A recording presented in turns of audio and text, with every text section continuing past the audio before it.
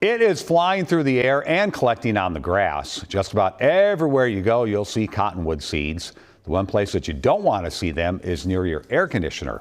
WCCO's Derek James and photojournalist Nick Lunemann share some expert advice to keep the cool air flowing.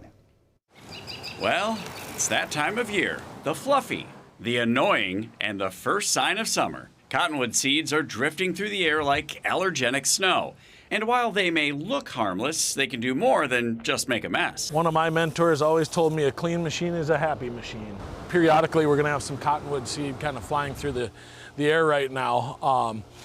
And cottonwood seed is pretty hard on air conditioners. While we may only see it in our gutters or lawns, Chad Needham with Standard Heating and Air sees the buildup in our HVAC systems. There's actually a lot of cottonwood on the back here. So the damage that can be caused by cottonwood is typically, it creates high pressure. It can't get rid of its heat. Fan motor up top and the compressor motor down below will both work harder if the cottonwood seed plugs this thing up. To prevent that, pros recommend using a basic garden hose to rinse the unit, never a pressure washer. So as you can see, I'm just trying to keep the angle steep. Once you're sure that you're not going to drive anything into the coil, it is not a bad idea to then spray through the coil. I don't want people using pressure washers, brushes, any of that stuff isn't helpful.